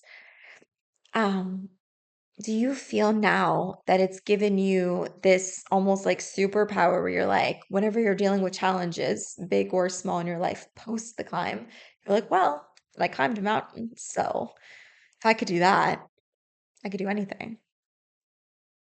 Yeah. Yeah, there is a bit of that. And I think part of it stems from being so close to giving up and realizing I still have 10 hours to go in extreme conditions. There's a quote in the movie 14 Peaks that I watched when I got home that really summarizes the feeling of empowerment, where I think the quote is, when you think you're fucked, you're only 45% fucked. And I found it so true. Okay. When I was completely out of energy, wanting to give up, feeling sorry for myself, I was only 4 hours into a 15-hour day. I still had 11 hours to go, and I completed it in the middle of the night, and then finished up. I don't know when I finished up, 4 or 5 p.m. So it was a long time. And you get to take that with you. Like, oh, the next time I'm exhausted and think I can't do it, I still have 11 hours left. Hmm. It's nice. It's really nice. To tap into that Yeah. knowing. Learning how to harness that, I'm still doing, but it's beautiful, right? Oh, yeah. On a smaller scale, it happened when I couldn't sleep all night for a reason I forget, and did a fire and ice session, jujitsu, boxing, worked out, and had a beautiful like closing circle at a men's retreat. It's like fuck. I mean, I can still have a beautiful, perfect day even if I don't sleep at all. And Hmm. then the mountain just 10x'd that in a sense of you can climb one of the seven summits without sleeping. And then when you think you're toast, you can't breathe, you're cardiovascularly out of shape, you still got 11 hours. I probably had more, right? If I had to. It's true. I mean, on a smaller scale, because of you, I've started really challenging myself in the Stairmaster. Mm. I don't care how much stronger I get, those first 1 to 3 minutes each time. And it's the same thing with the ice plunge. The minute I get in, I want to get out. The minute I start the Stairmaster, I want to stop. The minute I start running, I'm like, eh. But if you push through that initial, then you get into this flow. Yeah. And I think with running, that was a really cool analogy that I learned this time, which I've never had before, which is just because I'm out of breath doesn't mean I need to stop. That Yeah. was like a whoa thing for me. Like just because I'm in pain where it hurts, like there's a difference between being sore and pushing past what you're used to Mhm. and being truly injured. And I think my brain didn't know the difference before. Yeah. Had a coworker who used to say this phrase that I really love, which is what you're saying right now. It's don't finish when you're tired. You're not finished when you're tired. You're finished when you're done. Mm, Don't stop when you're tired. Stop when you're done. Something like that. yeah, And I loved it. I was that's like, that's so great. great. It was cool. Yeah. I really enjoyed it. I think the mountain is empowering, though. One of the groups I belong to is Sherpa Breath and Cold. Hmm. The slogan is climb your own mountain. And so that's what I was doing. Yeah. I was climbing the mountain for Ben, Suzanne, and Ben's dad. That's how I got there, is because I agreed with the sentiment. Climbed it for all the people who supported me. Climbed it for myself too. It's empowering. It's really empowering. And you'll find this whenever you come back. You did it, right? No one can ever say you didn't do it. And now for me, finding things finding goals to make now, my goals are bigger. Mm. Because if I make the big goal and I did it, which I did, now what? So whenever I came home and had to go to work, I was felt a little flat emotionally in a way. Mm. It was, oh, It's like, yeah, like going into space and you come back. Like, what's next after that? right, Yeah. right. But you get to pick what's next, which is fantastic. Yeah. So I'm picking more stuff, more adventures, more helping, more breath work, working on my website, working on my social media presence, working on what Cody stands for, figuring out what the social impact I want to have is, figuring out what I want my work to fund in my life, whether that be a family, more adventures. And if that is the case, why do I want a family? Why do I want adventures? And getting clear about that so that every piece of work I do perpetuates that. Was that something you didn't always want? Family? I've always thought I wanted a family, but why do I want a family? So being intentional versus just doing what society does. Exactly. I gotcha. Exactly. And Okay. that's the difference. Part of me is like letting myself go the opposite. What happens if I don't have kids? Well, I wouldn't have these expenses. I wouldn't have grandkids. I wouldn't have uh, like a biological legacy, all these things. And just letting myself feel the other way instead of being like, oh, there's no way I could even entertain that idea. No, let's entertain the idea, right? Let's make sure you really want to do it. But part of doing something is exploring the cost of inaction too, right? The cost of Kilimanjaro wasn't just the cost of Kilimanjaro, it was also the cost of not working for 2 weeks, right? Which is an extra $1,000 or so for me, Mhm. right? So that's an extra $1,000 that's hidden, right? So the cost of inaction is something that you really need to think about as well, Yeah. because for the mountain instance, saying yes was totally worth it because the cost of inaction, the cost of saying no, would have been more degrading, less empowering. Oh, maybe later, you know, just letting the opportunity slip, opposed to building confidence, checking off a bucket list, making friends along the way, and all the confidence and future momentum that gives someone. I wouldn't have gotten any of that.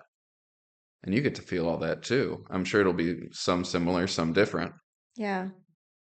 but it's going to be so exciting because you get to figure it out. It's very funny because the two things that I'm doing in my life right now, like pursuing my coffee brand with like cafe and hopefully getting a brick and mortar, and then doing this mountain are two things that I had discussed with a coworker in my corporate job 3, 4 years ago.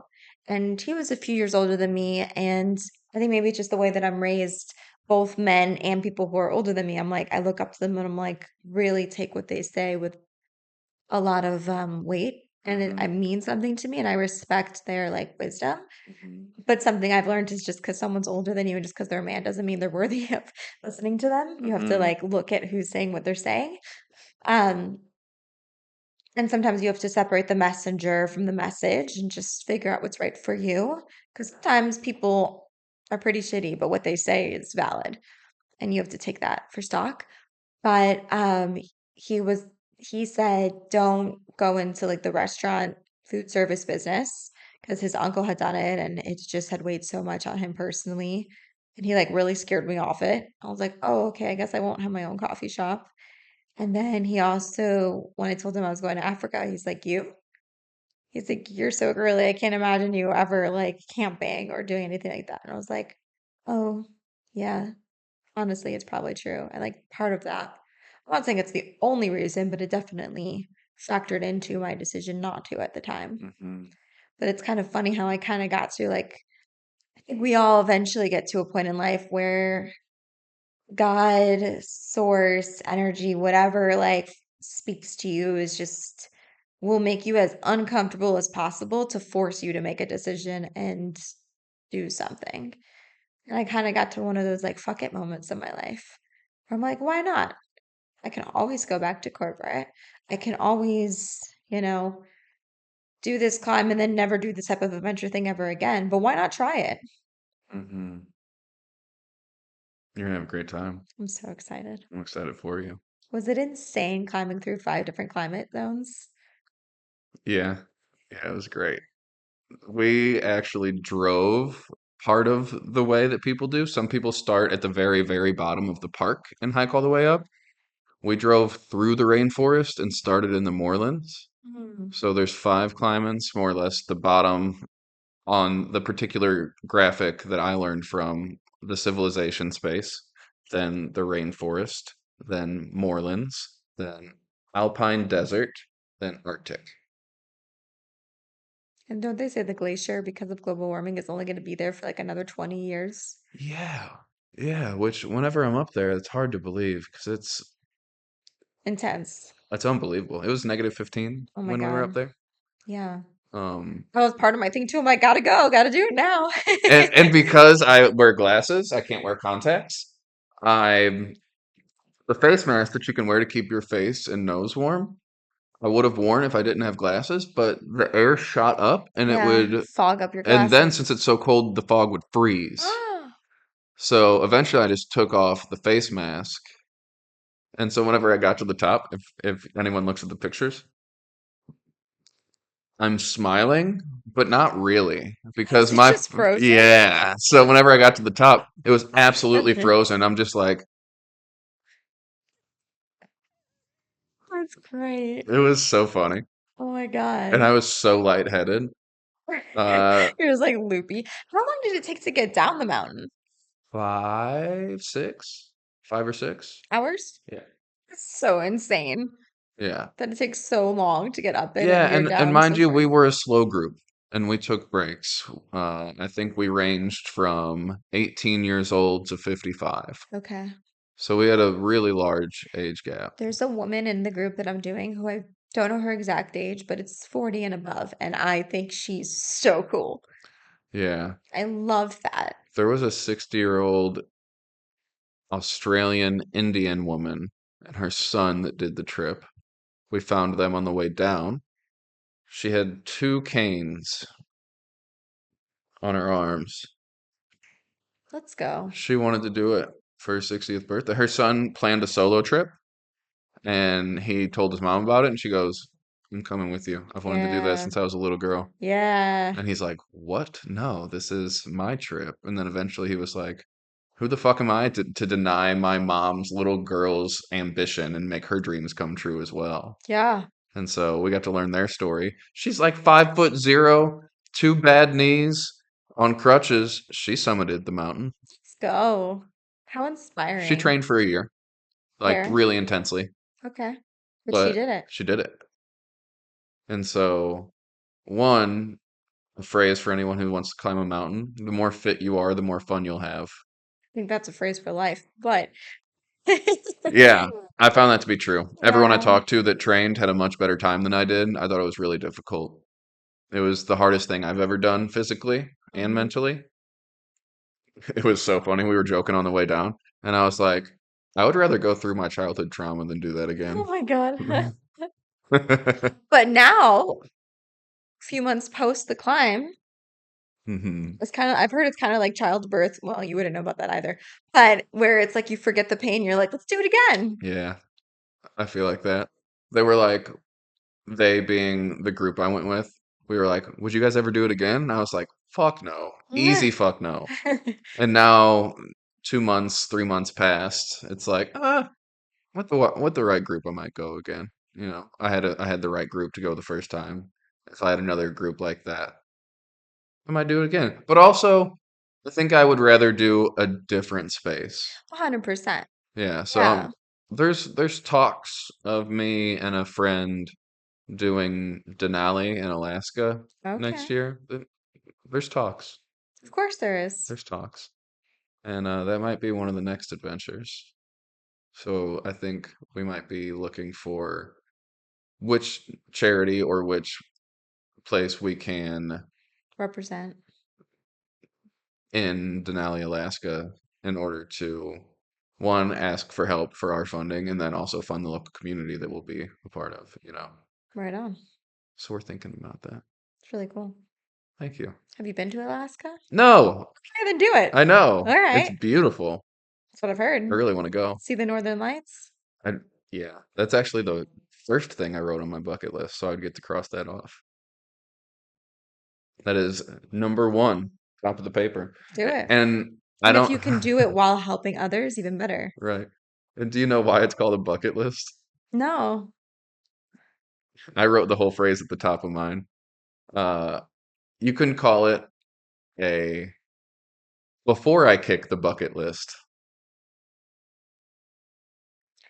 Oh. Uh-huh.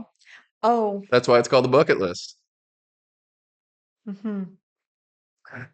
It's a lot to take in. But that's Yeah. that's literally what I was thinking where that ties into I love how when people tell me something, my brain sparks to something else. Uh-huh. But like that's why it says with graveyards, if you go to a graveyard, that's where you will find the most dreams that never came to fruition. Oh, yeah. Nice. Right. And so for Yeah. me, obviously accomplishing my goals is something that I want to happen. But as you know, you just did this amazing experience. You summited Mount Kilimanjaro, which is one of the seven summits of the world. But at the same time, now you're like, what's next? You did the thing, and now you're like, what's next? So we're always going to have something we're working towards until we're dead. We need it. We can't Mhm. we can't live a life without that kind of inspiration and that kind of drive. Um, that's why we say that as Americans, we have the right to pursue happiness. It's not that you have the right of happiness, it's the freedom and the right to pursue it. Because that's the real joy, you know? Mhm. There's this sense of accomplishment and fulfillment from achieving what you said, but it's short lived, you know? And so we always need something to be growing towards and being better towards. And so I always said that God forbid if I were to die tomorrow, which would be sad because it's my birthday. Um, that Hmm. I feel such a sense of like peace that I'm leaving no stone unturned to pursue everything that I want right now. Mm-hmm. And that feels amazing because I Mm. couldn't always say that. Yeah. It's one thing to have bucket lists, it's another thing to be doing things every day to get towards that bucket Yeah, list. You absolutely. know, Yeah, anyone could write a list. for sure. And I encourage you, if you haven't written a physical list, to please do so. Also, the world will serendipitously bring things to you to make it happen. Like the first time I did a solo trip was 3 years ago when I was like not quite 26, but I was like, I would love to go to Italy. I just spoke that into the ether. I'm like, one day when I'm rich and famous, I'm gonna go to Italy. But I couldn't do it now. I couldn't afford it now. Mm-hmm. I don't know Italian. I've never traveled solo. I can't do all these things, right? And then a new girl started at our office and she was like, oh, yeah, I studied abroad in Italy. We should go together. And then we talked about it. We created this little like vision board and it was going to be for funsies. It wasn't like, yeah, when we're rich, we'll do it. Still not taking it seriously, right? Well, the company that I worked for at the time, during COVID, one of the things they did, instead of firing people because of, how hard it was economically, they just cut everyone's paychecks for a few months, which was really hard. Mm-hmm. But then again, what were we spending money on? Everything was closed. Um, and what was really cool was they gave us this bonus paycheck with all the money that we should have made on those checks. And all of a sudden, I had the funds to pay for a trip to Italy. And this was the year right after COVID. So it was 2021. And so everything was super cheap because people were still freaked out to travel. But I'm young and dumb. So I was like, it's fine. Mm-hmm. If I die, what a way to go. Exactly. So my friend was supposed to come with me. She chickened out. And Did you go by yourself? I did. Yes. Yeah. I love it. Yeah. I remember we were at the restaurant. I was such a mom in that moment because something about me is like, if I ever get angry with you, I see black and I will say and do things that like you don't ever want to see. So I'm very good at like controlling myself so I don't get to that point. So if you think you've seen me angry, you haven't. Because I have this rage in me that like if I get to that point, you don't want to see it. Very few people have. And so what I do is when I'm angry, I'll get super quiet. And so when she told me that she didn't want to go after all this planning, I already booked my ticket, like all these things. I just was really quiet and I couldn't even look at her. And then she was like, oh my gosh, why are you mad? Blah, blah, blah, all these things. And I was like, after being quiet for a really long time, I was like, I'm not mad. I'm just disappointed. And I'm going by myself. Do you guys still talk? No.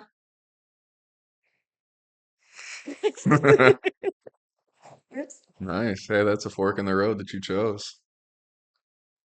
Looks like she chose complacency. Yeah. And I didn't. You chose adventure. Sounds fun to me. It was fun. Had a great time. So great. Love that. Oh my God. Yeah. Never been. Well, we could tie this back in. Italy is where my grandma's from. Oh, nice. Which part? Palermo, Sicily. Yeah. So that's where she's from. Okay. And just because we've been talking about perspective a lot, I can share one more story about the grandparents. Mm-hmm. I was blessed to be born with all four grandparents. That's huge. Still have two. Very grateful. Wow. And a few years ago, during a similar time as the conversation I mentioned earlier about travel, and when she told me to just go, she was talking about her perspective on life in general and having a very long life. Every grandparent's lived a very long time. I think she was 88 when she passed. And she was like, Cody, sometimes I think that God is punishing me. All my family's dead, all my sisters are dead, all my friends are dead, and I'm still here. I can't walk very well. Just started naming all these things, all these sufferings, all these struggles. And she, her point was, I wonder if God's punishing me. And so it got me thinking a lot about how people view life. And I went over to my other grandparents a couple months later, and I was like, I kind of repeated what she said to my grandpa on the other side of the family. And I was like, so most of your family's dead. I can imagine a lot of your friends have passed on. How do you feel about that? And he took a second to think. He was like, looks like I'm winning, huh? That's so great. And so it just shows the difference that you get to pick your perspective. Yeah. Same exact, Scenario. same thing, right? He doesn't have any family anymore.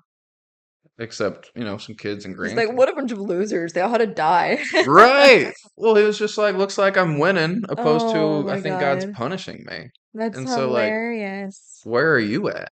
Right? You could change your perspective at any time and it's free. Do you know what I mean?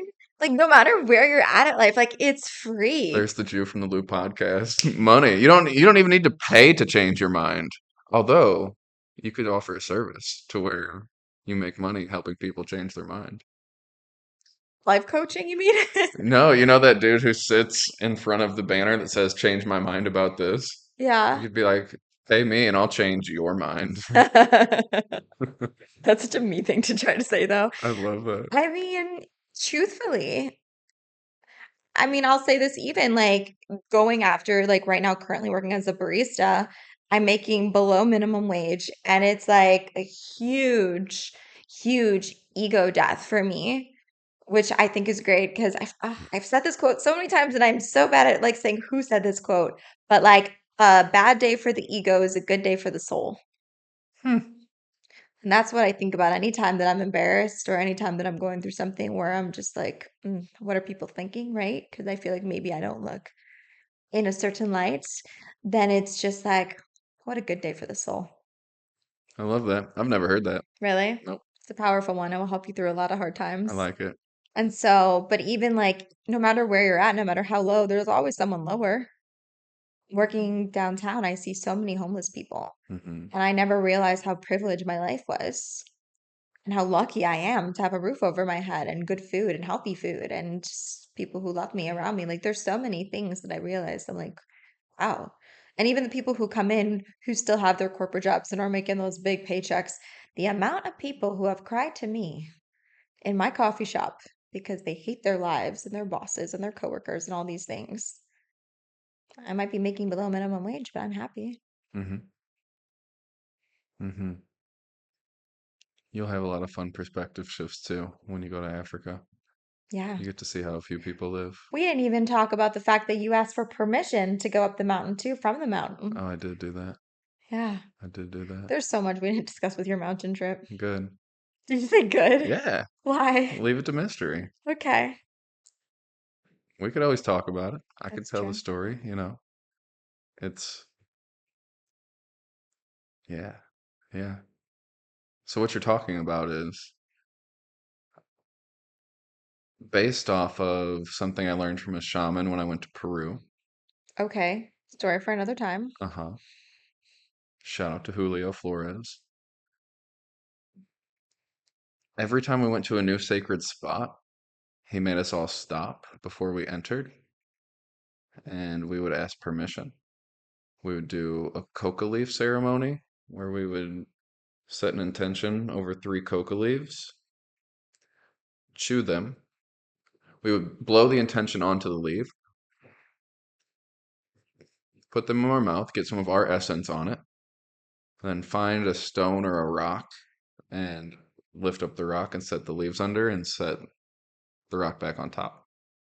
And so what you're doing is you're infusing your essence into the land, but also doing it in a way that doesn't really disturb it too much because the coca Hmm. leaves are natural.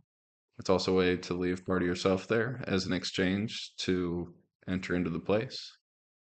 But he would always ask permission to the forest we were going into. Hey, may we please enter? And so whenever I was starting the climb, I remembered that, and so I set my hand on part of Kilimanjaro and I said, may me and my group have permission to walk along your trails. And I heard the mountain say, or a voice in my head say, whatever we want to say, no. I was like, shit. Are you serious? Yeah, we don't have safe passage. I was freaking out. And about 3, 4 seconds later, it said, but you can have access to all of me, not just the trails. Huh. Okay. Break it down for me. I asked for permission to walk on the trail. It Yeah. said no. Powerful. Right. It just resonated. Yeah. So, in other words, don't just be so focused on the trail. You have permission to be here. Be here. You don't have to stay on the trail. Embrace all of me. Don't worry about Yeah, a said path. right. Kind of like trusting the magic of the mic Yeah, instead of exactly. just Or in this case, both mics. both mics. This was so great. I feel like I could chit chat with you for hours, honestly. But we do have to wrap it up. Mhm. And I already know we're going to be continuing again because we're going to do another one. So I Post tell your you, climb, right? yeah, Okay, because great. we'll have more to talk about once I can actually like talk to you Exactly. about it. Because this is another fun thing for me is like now that I actually know someone who did the climb, because I'll be thinking about you when I do it and be like, I wonder what he saw. I wonder what he's thinking about this kind of thing. And then I come back afterwards and I have like a whole conversation with you. So Mm-hmm. Mm-hmm. less, it's gonna be fun. Yeah. Because I think one thing I will say about solo travel is like it's so incredible. I highly recommend it for everyone. You will learn so much about yourself. Everything's gonna go wrong. And there's no one to solve it but you. And you learn a lot about yourself for the moment. You learn a lot about not getting upset about things, when things go wrong because Mhm. what are you going to yell at yourself? Right. No, you feel your feels, get a little disappointed, and then you move on. Mm-hmm. And it's fine. And it's such a good skill. And you also just realize how much people are afraid of the world and of exploring. Mm-hmm. And they project their fears onto you, like, oh, don't go to this country, or oh, don't do this, or aren't you scared? You know? My mom's my biggest proponent of that. Of projecting her fears Why onto do you you. do these things? This is scary. Are you safe? Are you okay? My mom's completely the opposite of you. My mom's like, "Can you please just go already?" She's like, "I'm feeling this trip." She's like, "I think it's gonna be so good for you." Because everyone's been going to her and they're like, "Your daughter's nuts. She's going to Africa. Like, well, aren't you scared?" And she's like, "No, she'll be fine." Mm-hmm. Yeah, my mom's the exact opposite. Do you Yeah. really need to go? Yeah. Yeah. It's good though. It motivates me to go even more. I feel that. I have that personality trait too. Mm-hmm. But yeah, so we're gonna have a part two, and that will be really fun. We'll get even more into it once we both have like a deeper understanding. Um, but I have this tradition. This whole podcast is based on this Hebrew quote, which is "Eza Vakam Halomein Mikol Adam," which means one who is wise is one who learns from everyone. And we've learned a lot from you and all of those who have also taught you so much and you've passed on their knowledge. But if you can leave us with one quotable quote or life lesson, even though you gave us so many sprinkled already. Mm-hmm. What would that be? Yeah, what would it be? What resonates with you right now? We can bring it back to the Jewish day cycle that I really liked that Hmm. starts going into darkness. A quote I've been really loving lately is, "You're not your darkness, but I trust what you've learned there." Wow. And I really love it. Yeah. And within the same song, a similar quote that says, "You're not your pain, but I trust the wisdom it left behind." Yeah. And I've really been loving this song. It's called "I Am Light" by Lucas Mack, John something, and Lily Fangs. But I love those quotes. And you reminded me of them when you started talking about the Jewish day starts at night, more or less. Hmm. And I really loved it. And as soon as you said that, it really reminded me of, "You're not your You're darkness, not. but I trust what you've learned there." 100%. And you had to go through those things. I'm Yeah. really into Kabbalah, which we have talked about a little bit. Mm-hmm. And a big part of that, my audience is probably like, wow, I can't believe it took her like this long to like start talking about Kabbalah because it's been my obsession. Really. But I just find so much comfort and strength from it. And it talks a lot about how like you are supposed to have all the good, all the desires that you have in your heart, and more than you could possibly ever imagine is what you are supposed to receive in this world. And the only thing stopping you from receiving everything you want is you. Mm-hmm. And I love that because you're not blaming your circumstances or the people around you or the pain or the darkness that you've been through. But at the same time, there is this concept called bread of affliction, which means that as human beings, we have a hard time receiving. especially if we don't feel like we deserve it or we've earned it. And we need to be the vessels to receive it. Kind of like you were saying before, where it's like you don't want to just have a family. It's like, what's my intention behind it? Right? Are you the vessel worthy of receiving the family that you've always dreamed of having? Hmm. Right? People have bucket lists all the time, or laundry lists, I think they say, of like what they're looking for in a partner. But then do they look at those qualities back on themselves and say, am I the kind of person that that person would be attracted to? Right? Hmm. And so pulling all this together, we have to go through pain and challenge because it makes us open our vessels, break through, and to be able to receive everything that we want. But we can speed up the pain, which inevitably we're going to have to go through. We're always going to be going through challenge as long as we're alive. But you can speed it up. What may have been meant to take 5 years can be 5 minutes if we learn the lessons. And the lesson is learning that the only thing you can control is yourself and your perspective. So when challenging things happen, for example, I always used to say with a red light if you're trying to get somewhere, but I'm going to use the cold plunge since that is your whole thing with Nice. breath and exposure. Nice. When you're going into the cold plunge and quite literally your brain and your body are freaking out because all you want to do is get out, but you need to stay in. One, pause with the surrender hands, pause, relax your face, get into the right breathing mode, and then say, what a pleasure or what a gift. And faith is certainty beyond logic. So right now, I'm not enjoying this. I don't see what's good for me right now while I'm in pain in this cold ice plunge. But what a pleasure. And I have certainty beyond logic that everything is working out for me. And if you take that and apply it to everything in life, it will speed up the challenge and it will speed up you getting blessings and will bring even more blessings and opportunities into your life. But you can see with the cold plunge too, it's the same thing. If you go in with that experience and that mentality, you're going to be more relaxed. The cold is not, it's going to be more bearable. It's almost like a high. It's such a weird, cool feeling. It's not that it's not cold, it's just your experience is different. And then afterwards, you get out and you're like, woo, Yeah, it's such a great feeling. it's exactly the right perspective to have. Mhm. Amazing. Kabbalah. Thanks so much for having me on, Nahama. Yeah. Did we miss anything? Is there anything else you want to talk about? If there's anything we missed, we have a part two that people can turn into and This find is out. true. How can we support you? Just to end.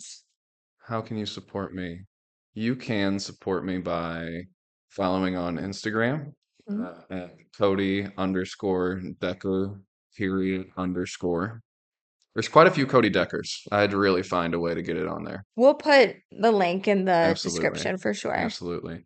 I'll be having a website release soon. I'll let you know on that so we can add it. Nice. I'm doing a men's breathwork once a month at the gym. You can find the link on my Instagram Mm. profile. I'm doing community sessions on Friday nights starting at the end of April, and also following breathandexposurestl.com for more offerings. So those are all the ways you can support me and the businesses I work for. And thanks for the shout out. Yeah, I love it. And one last shout out. I didn't forget. Oh, nice. Yeah. So for Lay Cafe, obviously, for those of you who don't know, I have a coffee brand. I'll put that in the link in the description as well. But I'm always down to try new things. I love to explore the coffee world. And Cody introduced me to this. It's called the Good Stuff. It's a coffee booster. And I personally, whenever I make coffee, if I'm doing like fancier than just black coffee, I like to add honey and cinnamon powder. But sometimes the cinnamon powder doesn't blend so well and I end up like choking. So this is perfect because this blends really well and it has so much good stuff in it. There's MTC oil in here, I believe you said. And it's just really healthy ingredients. I felt so much better after having this. I've been hoarding it and saving the last two because they're so good. Shortly, I will be posting something on our social media, shouting them out because it's a great brand. And I know Cody's had really great experiences with them too. But yeah, I just wanted to give them a shout out. We're not sponsored by them, it's just a great product. And Absolutely. as a business owner, I could say whether someone's sponsoring me or not, if you make good things, I will shout you out. So kudos to you. This was another great episode. Thank you guys so much for listening or watching. And if you're not already watching, the video is on Spotify or YouTube. And if you're not subscribed, what are you doing with your life? Please go subscribe specifically on YouTube because I am trying to grow my channel. And I hope you guys have a great week. Let's get it. Let's go.